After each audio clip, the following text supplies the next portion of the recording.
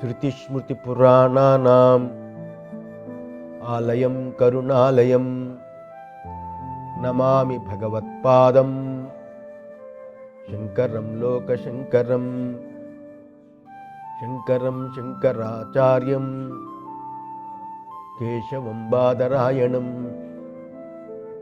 సూత్రభాష్యకృతౌ వందే భగవంతౌ పునః పునః. ఓం సదాహం సంప్రదాయజ్ఞం సంయమీంద్రం సదాశ్రయం సద్గురుం సచ్చిదానందం సదాచారం శమాశ్రయే. సహనావతు సహనో భునక్తు సహ వీర్యం కరవావహి తేజస్వినావధీతమస్తు మా విద్విషావహి. ఓం శాంతి శాంతి శాంతి. ఇక్కడ ప్రశ్న ఏంటంటే, లౌకిక వ్యవహారంలో జనులు భ్రాంతులవుతారు అని చెప్పారు. బాగుంది, అవ్వచ్చు. అయితే శాస్త్రీయ వ్యవహారంలో శాస్త్రం చెప్పినట్టుగా చేస్తారు కదా. శాస్త్రం ఏం చెప్తుంది? ఇది విధి, ఇది నిషేధము అని వివేకం కలిగించడానికి చెప్తుంది. అటువంటి వివేకం లేకుండా ఎవరైనా ఏ రకంగా శాస్త్రీయ వ్యవహారాలు చేస్తారు? ఈ విషయంలో మనుషులకుండే వివేకము పశువులకు ఉండదు కదా. శాస్త్రీయ వ్యవహారంలో ఎలా సమానం అవుతారు? దీనికి భగవత్పాదులు వారు సమాధానం చూడండి, చాలా అద్భుతంగా చెప్తున్నారు. శాస్త్రీయ వ్యవహారము అవిద్యా పురస్సరమే అని చాలా అందంగా ఉంటుంది, బాగుంటుంది. శాస్త్రీయేతు వ్యవహారే యద్యపి బుద్ధిపూర్వకారీ నా అవిదిత్వా ఆత్మనః పరలోక సంబంధం అధిక్రియతే. ఇక శాస్త్రం యొక్క వ్యవహారాన్ని విచారానికి తీసుకుందాం. శాస్త్రం యొక్క వ్యవహారం ఉందో అంటే బుద్ధిపూర్వకంగా కర్మ చేసేవాడు తనకు పరలోకం యొక్క సంబంధం ఉంటుంది అని దాన్ని తెలుసుకోకుండా కర్మకి అధికారి అవ్వలేడు కదా. పరలోక సంబంధం ఉంటుందనే కర్మకి అధికారి అవుతాడు. తెలుసుకోకుండా పరలోక సంబంధం అధికారి కాలేడు కదా. ఇది నిజం. తథాపి నా వేదాంత వేద్యం అసనాయాద్యతీతం అపేత బ్రహ్మక్షత్రాది భేదం అసంసార్యాత్మతత్వం అధికారేపేక్షతే అనుపయోగాత్ అధికార విరోధాత్ చ ప్రాక్ చ తథా భూతాత్మ విజ్ఞానాత్ ప్రవర్తమానం శాస్త్రం అవిద్యావద్విషయత్వం నాతివర్తతే. శాస్త్ర యొక్క వ్యవహారమందో అంటే బుద్ధిపూర్వకంగా కర్మ చేస్తాడు.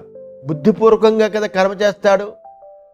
ఆ కర్మ చేసేవాడు తనకు పరలోకం యొక్క సంబంధం ఉందని తెలుసుకోకుండా చేస్తాడా? తెలిసే చేస్తాడు. ఇది నిజం. తథాపి అన్నాడు. ఇది ఇక్కడ ఇంపార్టెంట్. తథాపి అంటే అయినప్పటికీ వేదాంత వేద్యుడైన, అంటే ఉపనిషత్తుల ద్వారా తెలియదగినవాడు. ఉపనిషత్తుల ద్వారా తెలియదగినవాడు ఎలాంటి వాడు? అసనాయాద్యతీతం, ఆకలి దప్పికలు లేనివాడు. ఆకలి దప్పికలు మీరి ఉన్నవాడు, అతీతం మీరి ఉన్నవాడుగాను, బ్రాహ్మణ క్షత్రియాది మొదలైన భేదములు గల సంసారము లేనివాడుగాను, ఆత్మతత్వం యొక్క జ్ఞానం ఉండడం, అటువంటి ఆత్మతత్వం యొక్క జ్ఞానం ఉండడం ఆ కర్మ వ్యవహారం యొక్క అధికారానికి అక్కర్లేదు కదా. కర్మ వ్యవహారానికి ఆకలి దప్పకిలు మొదలైన వాటిని మీరి ఉన్నవాడు, బ్రాహ్మణాది సంసారము లేనివాడైన ఆత్మతత్వం యొక్క జ్ఞానము కర్మ చేసేవాడికి అవసరమా? అక్కర్లేదు కదా. ఆ అధికారం దానికి అక్కర్లేదు కదా. ఈ అధికారం వేదాంత అధికారం ఉపనిషత్తులో చెప్పిన ఆత్మతత్వం యొక్క అధికారం అక్కర్లేదు కదా. ఎందుకంటే అటువంటి జ్ఞానంతో కర్మకు ఉపయోగం లేదు. కర్మ యొక్క అధికారానికి అది విరుద్ధం కూడా అవుతుంది. అధికార విరోధాత్ చ, మరియు కర్మకి విరోధం అవుతుంది. ఈ ఆత్మజ్ఞానం. అటువంటి ఆత్మవిజ్ఞానం కలగడానికి ముందు బయలుదేరింది ఈ శాస్త్రం. ఏది? వైదిక శాస్త్రం. ఆత్మజ్ఞానం కలగడానికి ముందు బయలుదేరింది వైదిక శాస్త్రం. అజ్ఞాని యొక్క విషయం కాకుండా పోదు కదా, అజ్ఞాని విషయమే ఉంటుంది అనేది భాష్యం. ఇందులో చాలా అద్భుతమైన విషయాలు ఉంటాయి. సత్యనారాయణ స్వామి అంటారు, పరలోకానికి వెళ్ళి అక్కడ సుఖాన్నో దుఃఖాన్నో అనుభవించడం చేత దేహాదుల కంటా వేరుగా ఉంది అని తెలుసుకున్న జ్ఞానము శాస్త్రీయ కర్మల్ని ఆచరించే అధికారం ఉండడం నిజమే. అయితే వేదాంతంలో చెప్పిన పరమార్థ జ్ఞానం మాత్రం వాడికి ఉండదు అని అర్థం. దానికి తర్వాత అంతా వచ్చింది భాష్యం. తదాహి బ్రాహ్మణో యజేత ఇత్యాదీని శాస్త్రాణి ఆత్మని వర్ణాశ్రమ వయోవస్థాది విశేష అధ్యాసం ఆశ్రిత్య ప్రవర్తంతే. అందుచేతనే బ్రాహ్మణుడు యాగం చెయ్యాలి. క్వశ్చన్ మార్క్ పెట్టారు సత్యనారాయణ. ఇందులో ఇది ఎక్కడుందో వేదంలో తెలియదు. బ్రాహ్మణో యజేత అని, అందువల్ల బ్రాహ్మణుడు యాగం చెయ్యాలి అని మొదలైన శాస్త్రాలు ఆత్మీయందు ఆయా వర్ణాన్ని, ఆశ్రమాన్ని, వయస్సుని, అవస్థని మొదలైన వాటి యొక్క అధ్యాసను ఆశ్రయించుకుని బయలుదేరే. ఎంత పెద్ద మాటది, దాన్ని వివరించాలి. ఇది గ్రంథ సంబంధం. ముందుగా గ్రంథ సంబంధం, తర్వాత దాని వివరణ చెప్దాం. గ్రంథ సంబంధం ముందు ఏమైంది? సమస్త ప్రమాణ ప్రమేయ వ్యవహారాలు, సమస్త ప్రమాణ ప్రమేయ వ్యవహారాలు అవిద్యా పురస్సరములు అని ప్రతిజ్ఞ చేశాడు.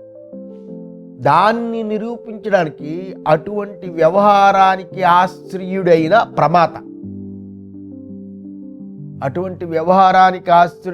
ప్రమాత, అంతే కదా. ప్రమాణ ప్రమేయ వ్యవహారానికి ఆశ్రయుడు ఎవరు? ప్రమాత కదా.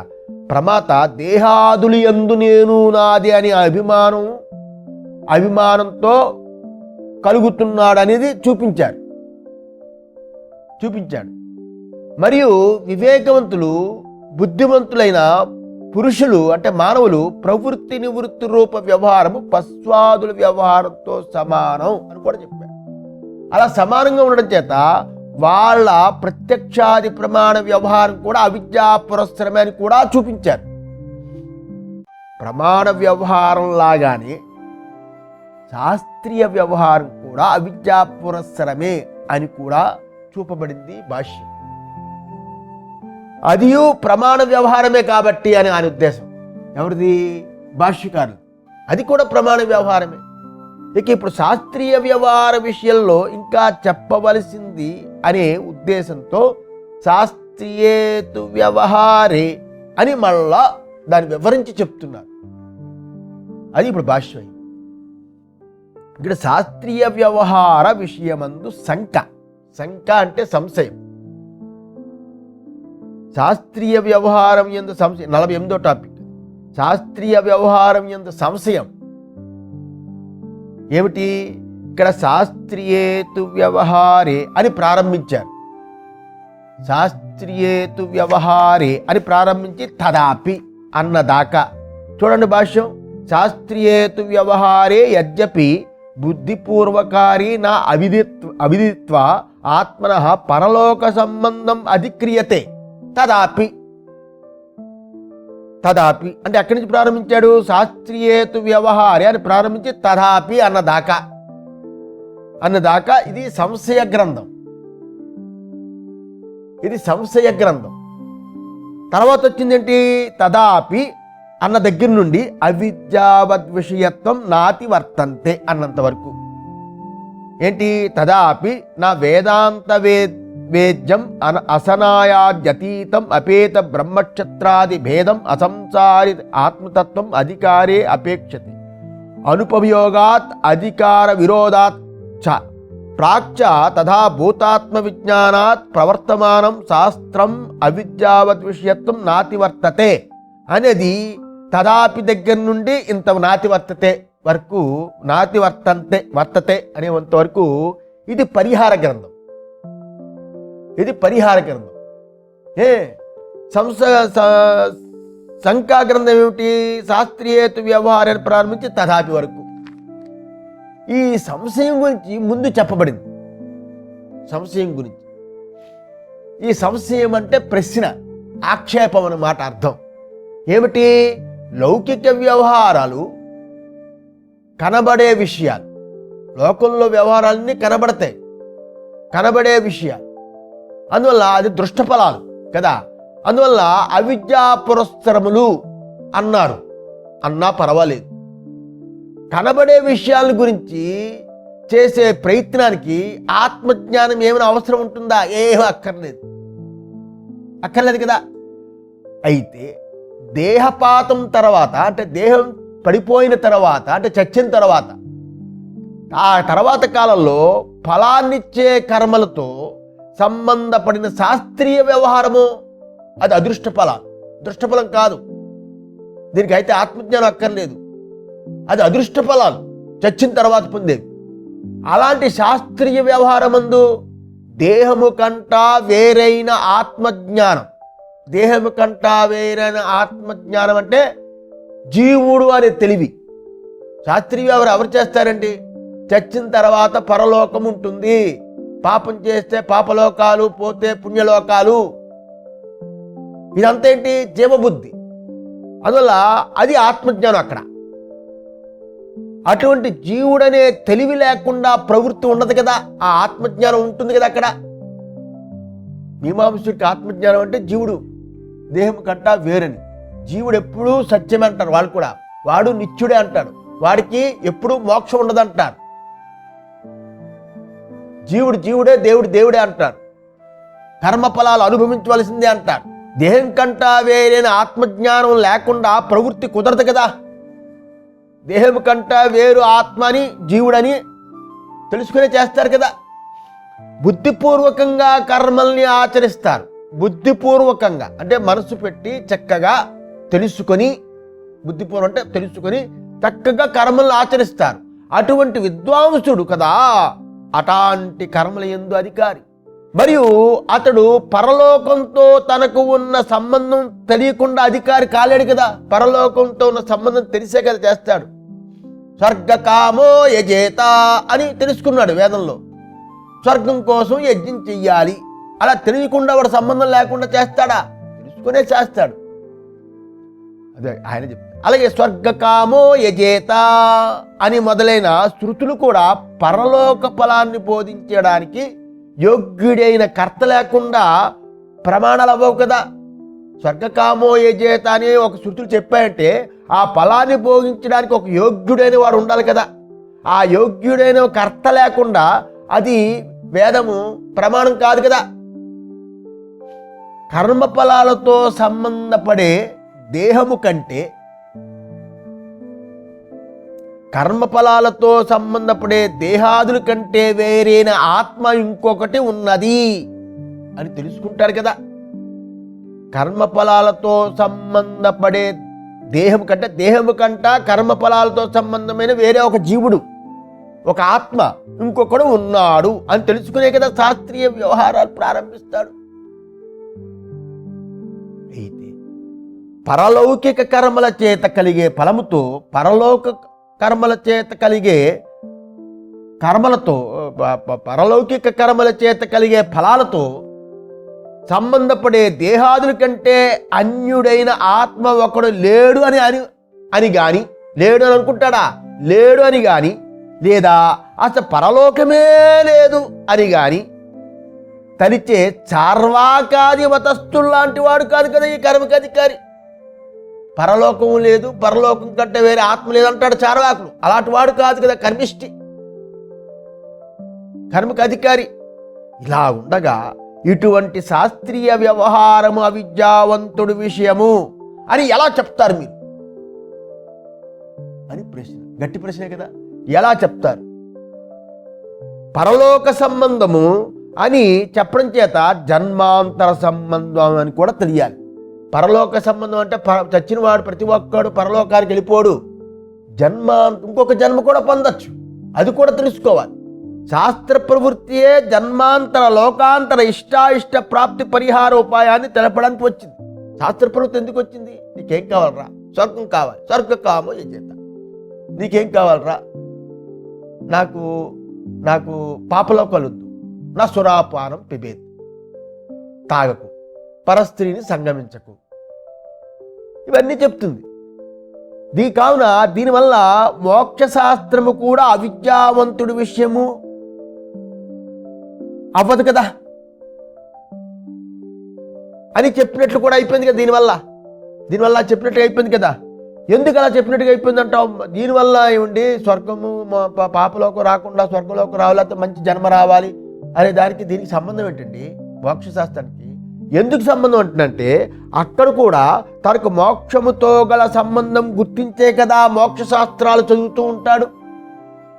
ఎందుకంటే మనందరం మోక్షం అనే సంబంధం గుర్తించే కదా మోక్షశాస్త్రం చదువుకుంటున్నాం, వింటున్నాం, శ్రోతవ్యో మంతవ్యో నిదిత్యాస్యో అని కష్టపడుతున్నాం.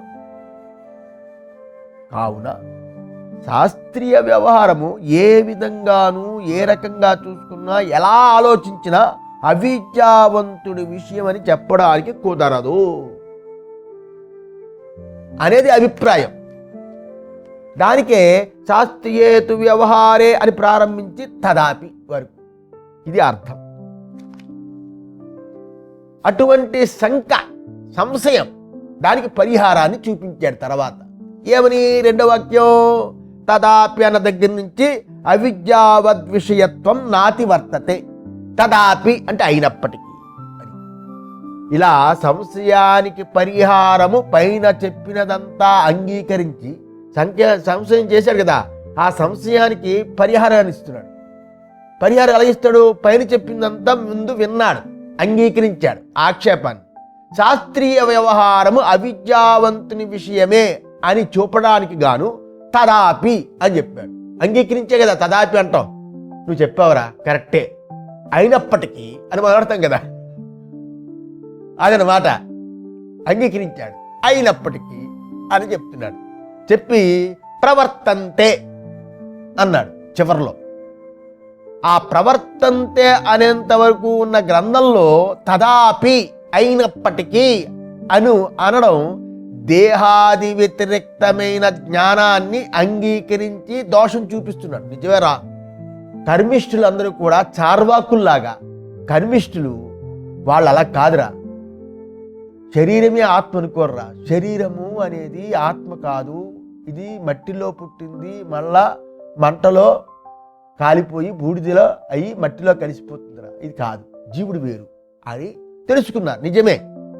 కనుక దేహాది వ్యతిరిక్తమైన జ్ఞానాన్ని అంగీకరించారు, కానీ దోషాన్ని చూపిస్తాం అందులో. శాస్త్రము అవిద్యావంతులకే, శాస్త్రము కాదు, శాస్త్రము అవిద్యావంతులకి. ఎందుకంటే ప్రమాణ ప్రమేయం అవిద్యావంతులు అన్నారు కదా, శాస్త్రము అవిద్యావంతులకి. శాస్త్రము కూడా ప్రమాణమే కాబట్టి, శాస్త్రం ప్రమాణమైంది కదా, తస్మా శాస్త్రం ప్రమాణం అని భగవంతుడు కూడా అన్నాడు. శాస్త్రం కూడా ప్రమాణమే కాబట్టి ప్రమాతృవు లేకుండా అది దానికి ప్రవృత్తి లేదురయ్యా. శాస్త్రం కూడా ప్రమాణం కాబట్టి ప్రమాతృవు లేకుండా ప్రమాణానికి ప్రవృత్తి ఎలా అవుతుంది? ప్రమాతృత్వం అనేది వెనుక చెప్పినట్లు దేహేంద్రియాదులు యందు నేను నాది అనే అధ్యాస లేకుండా కలగదు. అంతే కదా, ప్రమాతృత్వం ఏందో దేహేంద్రియాదులు నేను నాది అధ్యాస లేకుండా ప్రమాతృత్వం అనేది వెనుక చెప్పినట్లు దేహేంద్రియాదులు నేను నాను అధ్యాస లేకుండా ప్రమాతృత్వం రాదు. అధ్యాస కలిగితే ప్రమాణాలు ఉపయోగిస్తాడు, నావి ప్రమాణాలని. అందువల్ల శాస్త్రీయ వ్యవహారం కూడా అధ్యాస మూలకంగా అనేది స్పష్టం. అయితే తెలిసినవాడు యాగము ఆచరించాలి. తెలిసినవాడు అంటే వేదం చదువుకుంటే సరిపోదు, ప్రాక్టికల్ కావాలి. ఏ చదువులకైనా ప్రాక్టికల్ కావాలి కదండి. వేదానికి కూడా అంతే. లౌకిక చదువులకు ప్రాక్టికల్ ఎలా కావాలో చదువుకుంటే సరిపోదు. డాక్టర్ చదివిస్తే అయిపోదు కదా, 4 పొట్టలు కొయ్యాలి, ఆపరేషన్ నేర్చుకోవాలి, ప్రాక్టికల్ కావాలి. అలాగే ఇక్కడ శాస్త్రీయ వేదం కూడా ప్రాక్టికల్ కావాలి. అంటే కర్మ చెయ్యాలి. వేదం చదువుకుని సరిపోదు. తెలిసిన వాడు యాగం ఆచరించాలి అని శాస్త్రముందు జ్ఞానికే కర్మను విధించింది కదా. తెలిసిన వాడు అంది కదా, కర్మను చెయ్యాలి అని విధించడం చేత కర్మయందు అధికారి అయిన వాడు అజ్ఞాని అనేది శాస్త్ర విరుద్ధం కదా. వేదం చదువుకున్న తర్వాత కర్మ చెయ్యాలి అంటే వేదం చదువుకోవడం అంటే తెలుసుకున్నాం. వేద అంటే తెలుసుకున్న తర్వాత కర్మ చెయ్యాలి. అప్పుడు అజ్ఞానం అలాగంటారు, అది శాస్త్ర విరుద్ధం కదా అని సంశయం ఎవరికైనా తోచవచ్చు. దానికి సమాధానం చెప్తున్నాడు. ఏంటంటే, నాయన వాడు తెలుసుకున్నాడు శాస్త్రాన్ని, కర్మ చెయ్యాలి చెప్పింది శాస్త్రం. విన్నాయన ఇక్కడ చెప్తాను సమాధానం. నేను కర్తని అంటే వేదం చదువుకున్నాను, తెలుసుకున్నాను. ఏం తెలుసుకున్నాను? ఈ కర్మకి నేను కర్తని. వేదం చెప్పింది కర్మలే కదా. నేను కర్తని, స్వర్గం నాకు కావలసిన ఫలం. నేను కర్తని అనుకున్నాడు, నాకు ఫలం ఏం కావాలన్నాడు? స్వర్గం కావాలనుకున్నాడు. స్వర్గం నాకు కావలసిన ఫలము. దానికి సాధన ఏంటి? యాగమే.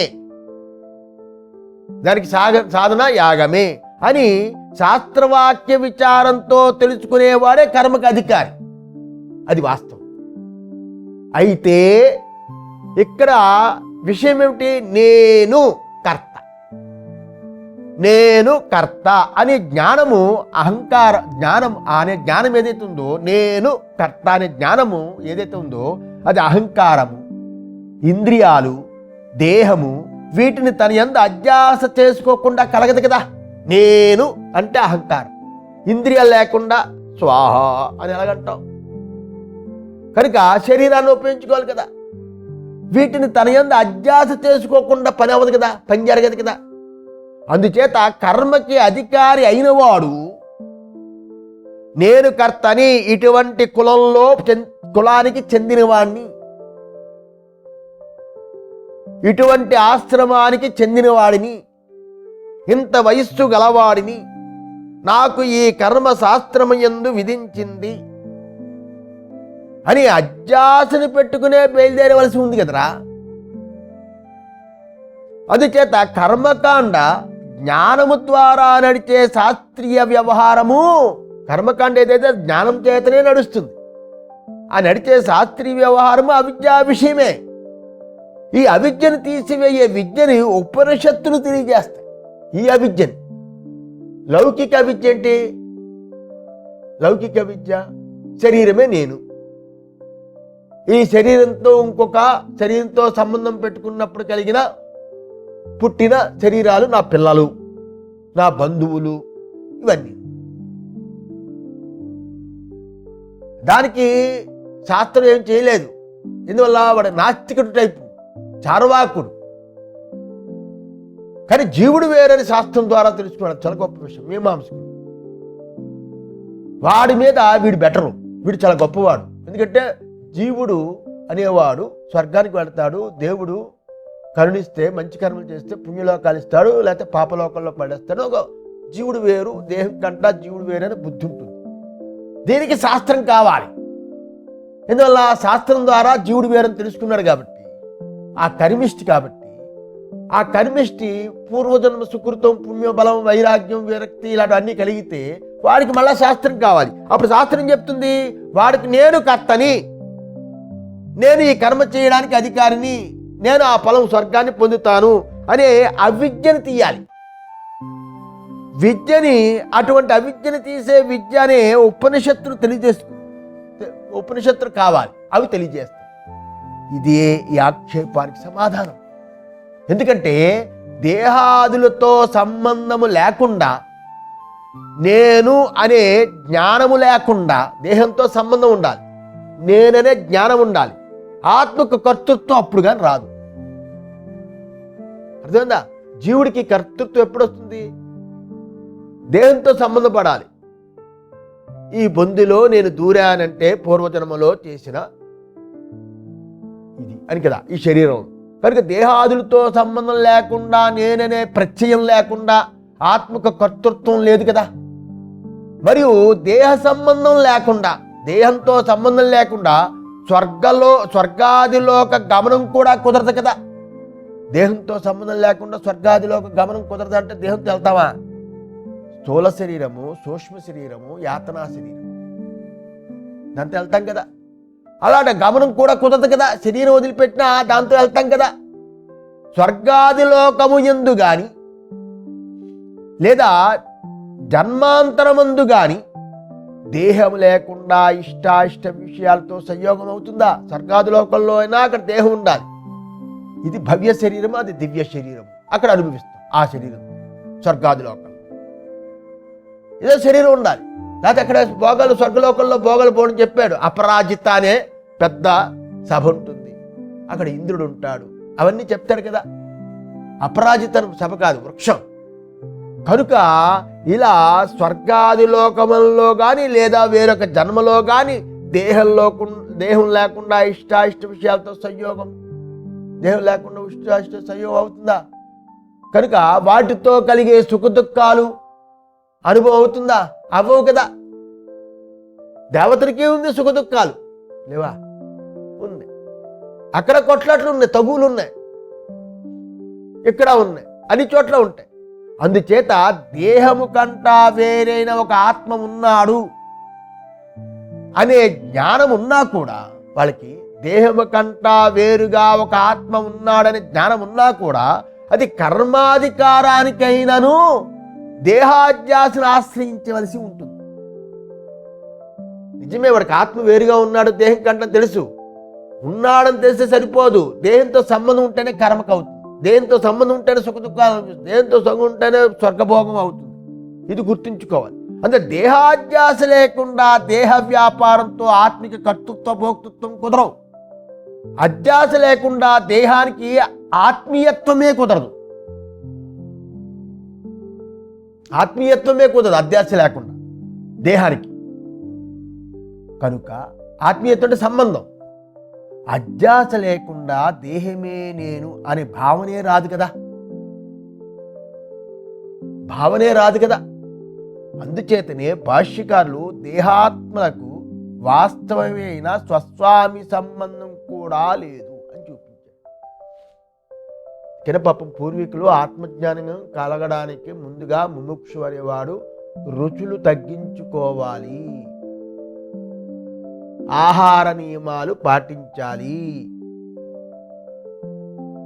ఆచారం అనే పేరుతో అన్ని విషయాలు తగ్గించుకోవాలి. సంసారంలో ఉన్నప్పుడు కూడా సాంసారిక విషయాలు కూడా అమావాస్య, పౌర్ణమి, ఏకాదశి, వ్రతాలు ఇవన్నీ ఎందుకు చెప్పాడంటే అవి తగ్గించుకోవాలి అని. ఎప్పుడైనా ఈ మహానుభావుడికి ఆత్మజ్ఞానం కలిగితే అప్పుడు దేహాధ్యాస ఎంత పడిపోతే అంతవరకు ఏమంటాడు, లోకసంగ శరీరయాత్ర కోసం మాత్రమే. భిక్షాచర్యం దేనికంటే శరీరయాత్ర కోసం, అంటే పాదుకులు, బట్ట, తిండి అని చెప్పడం కూడా కాదు. ఆ స్థాయి రావాలంటే ఇక్కడ నియమాలు పాటించాలి. దేవుడిని నియమాలు పాటించు, సన్యాసం తీసుకుని అలాగే ఉంటావు. ఆ జ్ఞానం వేరు, ఇది వేరు. అది వ్యవహారం, అది పారమార్థికం. పారమార్థికంలో ఉంటాను, వ్యవహారం చేయండి. ఇవి ఒక డైలాగ్ వచ్చింది ఎవరన్నా. కనుక అధ్యాస లేకుండా దేహానికి ఆత్మీయత్వమే కుదరదు. అధ్యాస లేకుండా దేహమే నేను అనే భావమే రాదు అని అర్థం. అది ఏ రకంగా చూపించారు? అలా చూపించారు. ఎలా చూపించారు? నహి ఆత్మనః శరీర ఆత్మాభిమాన లక్షణం మిథ్యాజ్ఞానం ముక్త్వా అన్యతా స శరీరత్వం సత్యం కల్పయితం. సూత్రభాష్యం 1:1-4 సమన్వయాధికరణంలో వస్తుంది. శరీరమే నేను అనే పడడం అనే మిథ్యాజ్ఞానాన్ని వదిలిపెట్టేస్తే, శరీరమే నేను అని అభిమానపడే మిథ్యాజ్ఞానం అంటే తప్పు తెలివిని వదిలిపెడితే, ఆత్మకు శరీరము కలిగి ఉండడం అనేది వేరొకటి కల్పించడానికి లేదు కదా. మిథ్యాజ్ఞానం తప్పు తెలివి చేతనే శరీరమే నేను అని తప్పు తెలివి చేతనే ఆత్మకి శరీర సంబంధం కలిగింది. ఆ తప్పు తెలివి వదిలిపెడితే వేరే ఆత్మకి వేరే సంబంధం ఏది ఉంది? ఆ తప్పు తెలివి లేని ఆత్మస్వరూపాన్ని భగవంతుడు నిత్యం చూపిస్తున్నాడు సుషుప్తిలో. కానీ అక్కడ కూడా మూలా విద్య ఉందంట. వాడి దరిద్రవాణి అది. కనుక ఒకవేళ ఆత్మని అహం ప్రత్యయ గమ్యుడు అని అంగీకరించినా కూడా, అంటారు కదా ఆత్మ అహం ప్రత్యయ గమ్యుడు అని మీమాంసకులు అంటారు, కర్మిష్ఠులు. నేననే జ్ఞానానికి ఆత్మ తెలియబడుతుంది అని అంగీకరించినా కూడా, అటువంటి వానిగా ఆత్మని గుర్తించినప్పటికీ కూడా, ఆ అహం ప్రత్యయ గమ్యుడు అని గుర్తించినప్పటికీ కూడా దేహాధ్యాస లేకుండా కర్మల యందు అధికారం సిద్ధించదు. పోయి కర్మను చెయ్యాలి అంటే ఇంద్రియాలు కావాలి, కర్మేంద్రియాలు, జ్ఞానేంద్రియాలు బుద్ధిపూర్వకంగా చెయ్యాలి. అందుచేత సమస్త శాస్త్రీయ వ్యవహారము అవిద్యావంతుని విషయమే అవుతుంది, వ్యవహారమే అవుతుంది. అందుచేత శాస్త్రీయ వ్యవహారం చేయవాడికి దేహము కంటా వేరైన పరలోక సంబంధం ఆత్మజ్ఞానం ఉన్నా కూడా, అంటే శాస్త్రీయ వ్యవహారం చేసేవాడికి దేహము కంటా వేరైన పరలోక సంబంధ ఆత్మజ్ఞానం, అంటే పరలోక సంబంధమైన జీవుడు అని ఆత్మజ్ఞానం అని ఉన్నా కూడా, వేదాంత ప్రతిపాద్య ఆత్మస్వరూపాన్ని, వేదాంతం చెప్పింది జీవుడు అని చెప్పలే. వేదాంత ప్రతిపాద్యం ఏం చేసింది? ఆ వేదాంత ప్రతిపాద్య ఆత్మస్వరూపం గురించి జ్ఞానం మాత్రం వరకు లేదు. వేదాంతం వేరే చెప్పింది, అది ఫైనల్ జడ్జిమెంట్ వేరే చెప్పింది. అది సుప్రీంకోర్టు. హైకోర్టులో చెప్పచ్చు జీవుడని, సుప్రీంకోర్టులో మాత్రం పరమాత్మ అని చెప్పి ఆ జ్ఞానం వాడికి లేదు, జీవుడనే ఉంది. కనుక అందుచేత శాస్త్రీయ వ్యవహారం కూడా అవిద్యావంతుడి విషయమే అని చెప్పింది, అది సరియే. అయితే ఏ ఆత్మస్వరూపం యొక్క విషయము తెలియకపోవడం చేత, ఇక్కడ ఏ ఆత్మస్వరూపం యొక్క విషయము తెలియకపోవడం చేత వ్యవహారం చెయ్యువాడు కూడా ఆత్మస్వరూపం తెలియదు వాడికి. అలా తెలియకపోవడం చేత శాస్త్రీయ వ్యవహారం చేస్తున్నాడు, పాపం ఆత్మస్వరూపం గురించి తెలియదు. అలా ఆత్మస్వరూపం తెలియకపోవడం చేత శాస్త్రీయ వ్యవహారం చేస్తున్నవాడు కూడా అవిద్యావంతుడు అనిపించుకుంటున్నాడు. అంటే ఉపనిషత్తులు యందు చెప్పబడే ఆత్మస్వరూపం ఎలా ఉంది? మరి ఏమనుకుంటున్నాడు లోకంలో? ఇక్కడ అడిగి ఉన్న అభిప్రాయం ఏంటంటే, పరలోకానికి పోయి సుఖాన్నో దుఃఖాన్నో అనుభవించే ఆత్మ దేహాదుల కంటా వేరుగా ఉందని తెలుసుకునే జ్ఞానం వాడికి. శాస్త్రీకరణ అనుష్ఠానం చేస్తున్నాడు, అలాంటి అధికారులకు ఉన్నది అనేది నిజం, ఇది పరలోకం. అయితే వేదాంతం ముందు చెప్పిన పరమార్థ జ్ఞానము అతనికి లేదు. పరమార్థ జ్ఞానము ఉపనిషత్తులు యందే ఉంది. ఉపనిషత్తులు ఎందు చెప్పిన ఆత్మస్వరూపం ఎలా ఉందంటే అసనాయాద్యతీత అంది. భాష్యలో వచ్చింది అదంతా, ఇప్పుడు చెప్పిందంతా అందులో. అసనాయాద్యతీత మొదటి పాయింట్ చెప్పాడు. అసనాయాదులు అంటే అసనాయాది పిపాసలు అంటే ఆకలి దప్పికలు, జరామృత్యువు, జరామృత్యువు, లోకము, మోహము, ఇలాంటివి. అసనాయాద్యతీత అంటే ఏంటి? దేహ ప్రాణ మనోధర్మాలు లేనివాడని అర్థం. దేహం ఉంటే కదా ఆకలి, ప్రాణం ఉంటే కదా దప్పిక, మనస్సు ఉంటే కదా లోకాలు, ధర్మాలు అలాంటి ధర్మాలు లేనివాడు. జరామృత్యువులు అనేవి కూడా దేహ ధర్మాలు కాబట్టి లేనివాడు. మనస్సు ఉంటే మోహం ఉంటుంది కాబట్టి మోహం కూడా లేదు. అందులో అసనాయాద్యతీత బృహదాన్యం 3:5:1 యో అసనాయా పిపాసే శోకం మోహం జరామృత్యుం అచ్చేతి అని మొదలైన శృతుల్లో ఆత్మస్వరూపం ఇలా తెలియజేసింది. అటువంటి ఆత్మయే నేను, అటువంటి దేహాదులు అతీతమైన ఆత్మయే నేను. కర్మిష్టి దేహాదులకు అతీతమైన ఆత్మ అనుకుంటాడా? దేహం కంటా వేరు ఆత్మ అనుకుంటాడు. నేను నిత్య దేహాతీతమైన పరమాత్మని అనుకుంటాడు. ఆ సమకాలంలో ఉన్న స్వరూపాన్ని తలుస్తాడా? తలవడు. తెచ్చిన తర్వాత ఈ దేహాన్ని వదులుతాను, ఇంకొక దేహంతో అక్కడ భోగాన్ని అనిపిస్తానని ఉంటుంది. దేహం లేకుండా ఉండడు, దేహం కంటా వేరుగా అని తెలియకుండా ఉండడు, అదో బాధ. అందువల్ల ఆత్మీయే నేను అని పరలౌకిక కర్మలు చేయడానికి పోవడానికి ఇది తెలియనక్కర్లేదు. ఇది విషయం తెలియక్కలే పరలోకాలు పోవడానికి. అటువంటిది అసనాయాద్యతీత అపేత బ్రహ్మక్షత్రాది భేద. అపేద బ్రహ్మక్షత్రాది భేద. బ్రహ్మక్షత్రాది అంటే ఏంటి? జాతి కానీ, బ్రాహ్మణుడు ఇత్యాది జాతి కానీ, బ్రహ్మచారి, గృహస్థు, వానప్రస్థ, భిక్షుత్వ అంటే సన్యాసి, ఈ రూప ఆశ్రమాలు, ఇటువంటి వర్ణాశ్రమ భేదాలు ఏ ఆత్మస్వరూపం యందు లేవో అంటే ఏంటి? ఏ ఆత్మ వర్ణాశ్రమ శూన్యుడో, ఆత్మ వర్ణాశ్రమ శూన్యుడు ఎక్కడ చెప్పింది? బృహదారణ్యంలో చాలా అద్భుతం చెప్పారు. 2, 4, 6 బ్రహ్మతం పరాదాన్యోత్ర ఆత్మనో బ్రహ్మవేద. ఎవడైతే బ్రాహ్మణుడు ఆత్మకంట వేరు అని భావిస్తాడో వాణ్ణి బ్రాహ్మణుడు పరాభవిస్తాడు. ఎవడైతే బ్రాహ్మణుడు ఆత్మకంట వేరని భావిస్తాడో అతన్ని బ్రాహ్మణుడు పరాభవిస్తాడు. అంటే పరమాత్మ ఒకడని తెలియకుండా అతనికంట వేరని ఎవడైతే భావిస్తాడో, ఇక్కడ ఆత్మ అంటే పరమాత్మ, బ్రాహ్మణుడు పరాభవిస్తాడు అంటే ఓడిస్తాడు. ఆ కులం అని ఓడిస్తుంది. ఎందుకంటే ఎక్కడికో పంపిస్తుంది, పోస్ట్ మ్యాన్ పంపించినట్టుగా ఒక లోకానికి పంపిస్తుంది అని అందులో చెప్పుతూ బృహదారణ్యం బ్రహ్మక్షత్రియాది జాతి కానీ, కర్మతో పొందవలసిన లోకాలు కానీ, కర్మయందు ఆరాధించవలసిన దేవతలు కానీ, యజ్ఞాదులు యందు ఉపయోగించవలసిన పశువులు కానీ ఏ ఒక్కటి ఆత్మకంట వేరుగా ఉండలేదని ఆ బృహదారణ్య స్థితిలో ఆ చివరి కల వస్తుంది. చాలా అద్భుతమైనది. కులాలు అన్నీ తీసుకొస్తాయి. సర్వం బ్రహ్మ అని చెప్తుంది. దానికంట వేరుగా ఏది లేదని. ఇటువంటి ఆత్మతత్వం యొక్క జ్ఞానము కర్మాధికారులకి లేదు అనే ఈ శృతుల చేత ఈ ఆత్మ అనేది వర్ణాశ్రమాది భేదరహితుడని చెప్తుంది ఉపనిషత్తుల చేత. అలాగే ఆత్మ అపహత పాప్మ అనే వాక్యం ఉంది. ఆ వాక్యం చేత ఈ ఆత్మ అసంసారి, సంసార ధర్మవర్జితుడని తెలియజేస్తుంది. పాపములు లేనివాడు ఈ ఆత్మ, పాపాది దోషములు లేనివాడు ఈ ఆత్మని కనుక అసంసారం చెప్తుంది. అందువల్ల ఈ ఆత్మ వేదాంత వేద్యం అసనాయాద్యతీతం అపేత బ్రహ్మక్షత్రాది భేదం అసంసారి ఆత్మతత్వాన్ని పూర్తి చేశాడు.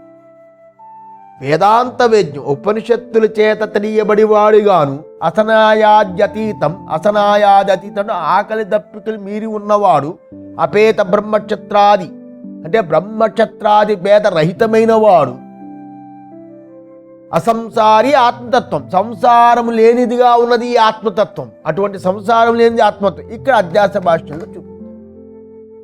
కనుక ఈ వేదాంత వేద్యమైన ఆత్మతత్వం యొక్క జ్ఞానము కర్మ చేసేవాడికి అక్కరలేదు. అసలు ఆ జ్ఞానము ఉన్నవాడికి క్రియాకారక ఫలములే అసలు నిజంగా లేవు, అదంతా అనృతమే అనే జ్ఞానం ఉండడం చేత వాళ్ళు ఏ కర్మ చెయ్యరు. అందువల్ల క్రియాకారక ఫలములు అనేవే అసలు నిజంగా లేవని ఆత్మజ్ఞానికి తెలుస్తుంది. అందువల్ల వాడు అవన్నీ అనృతమనే జ్ఞానము ఉండడం చేత వాళ్ళు ఏ కర్మ చెయ్యరు. జ్ఞానం ఉన్న చేత కర్మలు చెయ్యరు. కాషాయం కట్టడం చేత కర్మలు చేయడం కాదు. కర్మలు ఇంక చెయ్యనక్కర్లేదని కాషాయం కట్టాలి కానీ కర్మలు వదిలిపెట్టమని కాషాయం చెప్పదు. కర్మలు చెయ్యనక్కర్లేదు, జ్ఞానం కలిగితే. జ్ఞానం కోసం జ్ఞానం పరిపాకార్థం సన్యాసం పరివ్రాజకస్య. జ్ఞానం లేకపోతే కాషాయం ఎందుకు? కర్మలు వదిలిపెట్టి ఇంకా పాపం వస్తుంది. అయితే ఉత్తమ లోకాలు పొందాలి, లేకపోతే మోక్షాన్ని పొందాలి.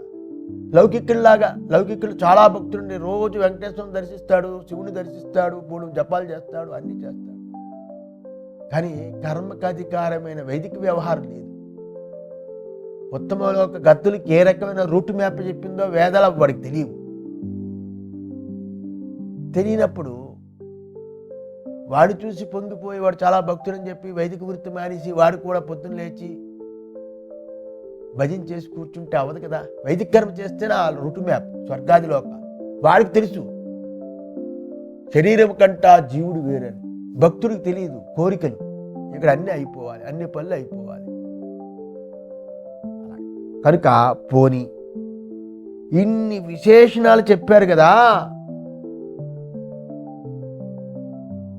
అంతా అనృతమైన జ్ఞానం ఉండడం చేత వాళ్ళు కర్మ చెయ్యరు అని ఇన్ని చెప్పారు కదా, ఇన్ని విశేషణాలు చెప్పారు కదా. ఆత్మకి ఇవన్నీ కర్మాధీన జీవుడికి అంటే ఆత్మకి స్తుతించడానికి వచ్చాయని చెప్పచ్చు కదా. ఇవన్నీ విశేషణాలు చెప్పారు కదా, బాగుంది. ఏది అసనాయాద్యతీత ఇలాగ అన్నీ చెప్పారు కదా మీరు. బ్రహ్మక్షత్రాది అపేత బ్రహ్మక్షత్రాది భేద అని ఇవన్నీ చెప్పారు కదా. ఈ విశేషణలు చెప్పడం అంటే ఆత్మకి ఇవన్నీ కర్మాధీనమై ఉంటాడు కదా, జీవుడు కర్మలు చేస్తున్నాడు కదా, వాడికి ఆ ఆత్మని పొగడడానికి పొగడ్తల కోసం వచ్చాయని చెప్పచ్చు కదా ఈ మంత్రాలన్నీ. అంటే కర్మ ప్రవృత్తికి ఆత్మజ్ఞానమే హేతువు అని మీమాంసలు కూడా చెప్తున్నారు కదా అని అర్థం. కర్మ ప్రవృత్తికి ఆత్మజ్ఞానమే హేతు అని వాళ్ళు అంటారండి. ఆత్మజ్ఞానమే హేతు అని మీమాంసలు కూడా చెప్తున్నారు కదా కర్మ ప్రవృత్తికి. అప్పుడు ఇవి ఎలా తీసుకోవాలి? పొగడ్తల కింద తీసుకోవాలి. ఇందువల్ల ఆమ్నాయార్థ క్రియార్థత్వాత్ అంటారు వాళ్ళు. ఆమ్నాయం అంటే వేదాలు క్రియల కోసమే వచ్చాయి అంటారు మీమాంసకు. మరి ఇవన్నీ క్రియలు చెప్పట్లేదు కదండి, ఇవి ఆత్మజ్ఞానం సంబంధించినవి కాబట్టి పొగడ్తలు. కర్మ చేసేవాడు ఆత్మ, వాడి ఆత్మ పొగడ్తలు, దేవతను ఆత్మను పొగడ్తలు అని చెప్పాలి. అంటే నాయన అలా కాదురా, తప్పురా. కర్మాధికారానికి ఆత్మతత్వం గురించిన జ్ఞానం అవసరం లేదు.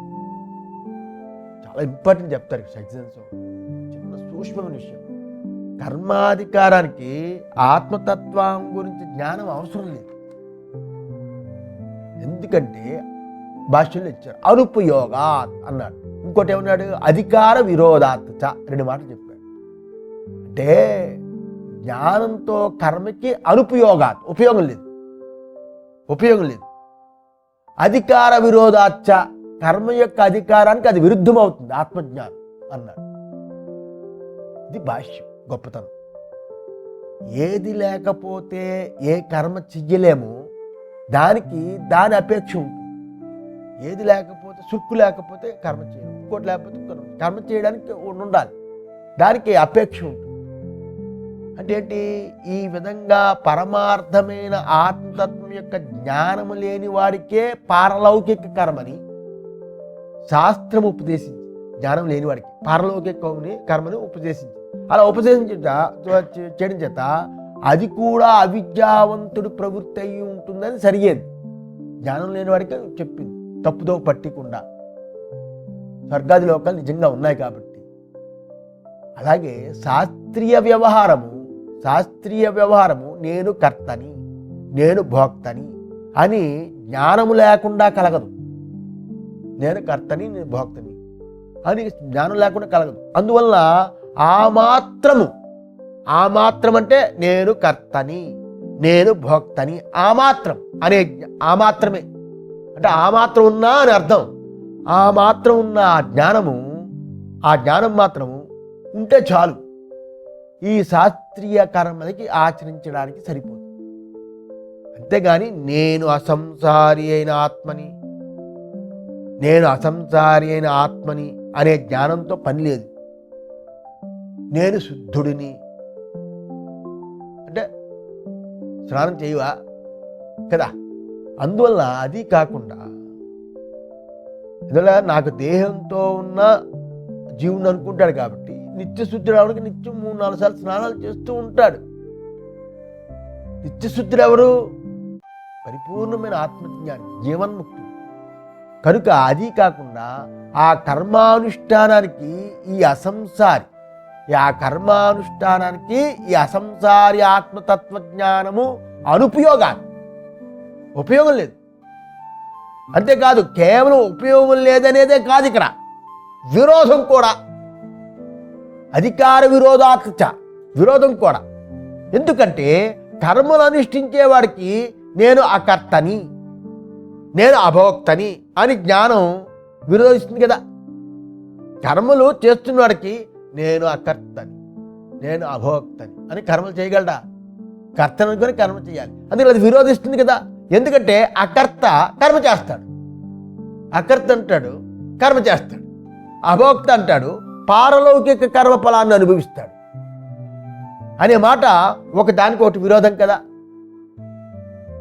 అందువల్ల వేదాంత వాక్యాలు కర్మాంగాలుగానో స్థుతిపరంగానో వచ్చాయనడం సరికాదు.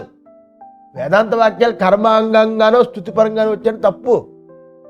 ఆ వాక్యాలకి వాక్యాలు అకర్త, ఇది అది కర్త, ఇది అభోక్త అది భోక్త.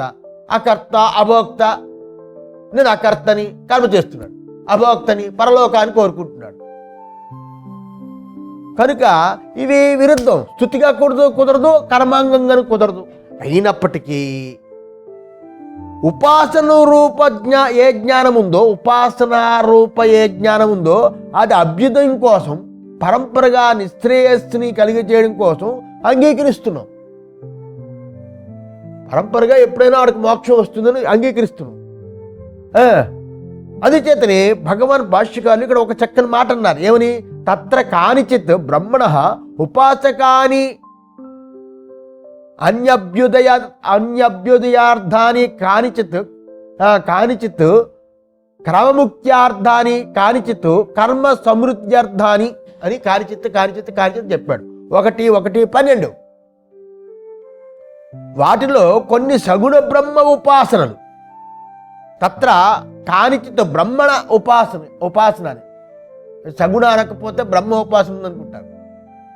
ఇక్కడ సగుణ బ్రహ్మ ఉపాసన, అభ్యుదయ అంటే లౌకికాభివృద్ధి పొందడం కోసం చేసే కొన్ని సగుణ ఉపాసనలు లౌకికాభివృద్ధి, సంపద పెరగాలి,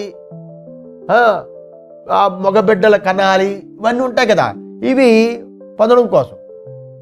కానిచిత్తు క్రమముక్త్యార్థాన్ని, కొన్ని క్రమముక్తి కోసం చేసేవి. కానిచిత్తు కర్మ సమృద్ధ్యర్థాన్ని, కొన్ని చేస్తున్న కర్మలు చక్కగా అందంగా ఉండడం కోసం ఉపదేశం. ఇలా ఈ ఉపాసనలు చేస్తే ఆయా దేవతాస్థానంలో కొంతకాలం ఉండి తర్వాత మోక్షం పొందుతారు. క్రమముక్త్యార్థాన్ని అంటే ఉపాసన చేస్తే క్రమముక్తి ఎలా వస్తుంది అంటే ఆయా దేవతలు ఉపాసన చేస్తుంటే కొంతకాలం తర్వాత అప్పుడు మోక్షం వస్తుంది.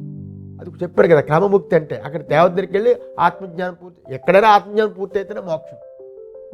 అది క్రమముక్త్యార్థం. అయితే అసంసారి అయిన ఆత్మతత్వజ్ఞానం మాత్రము ఉపాసనలయందు పనికిరాదు. అంతేకాదు దానికి విరోధము కూడా అని మాత్రమే మేము చెప్తున్నాం. ఉపాసనలు దెబ్బతింటాయి. లేకపోతే బ్రహ్మ విషయంలో ఉన్న అకర్త భోక్త అని తప్పుగా అతను వాడుకున్నవాడు పాపిష్టి వాడుతూ కదా. కనుక కర్మలు అనుష్ఠించడానికి వేదాంత వేద్యమైన ఆత్మతత్వజ్ఞానం అవసరం లేదు. పరమార్థమైన ఆత్మతత్వజ్ఞానం లేని వారికే పారలౌకిక కర్మను శాస్త్రం ఉపదేశిస్తుంది. సహనా భవతు సహనో భునక్తు సహ వీర్యం కరవావహి తేజస్వినావధీతమస్తు మా విద్యుషావహి. ఓం శాంతి శాంతి.